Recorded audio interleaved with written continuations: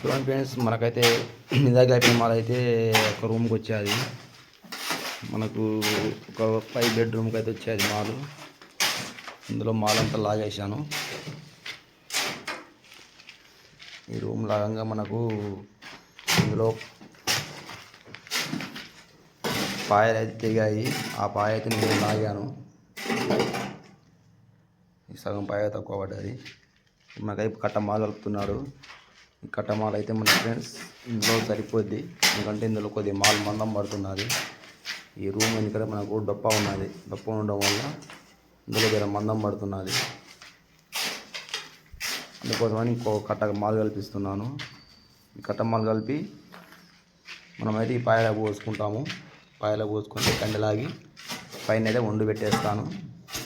ఈరోజు 2 రూములు అయిపోతాయి మ్యాక్సిమం. అందులో ఇందులో లాగేసి చక్కెర రుద్ది మనకు పైనుంచి వండి అయితే పెట్టేస్తాను. సరే ఫ్రెండ్స్, మీకు వండి పెట్టాక ఇంకో వీడియో తీసి చూపెడతాను.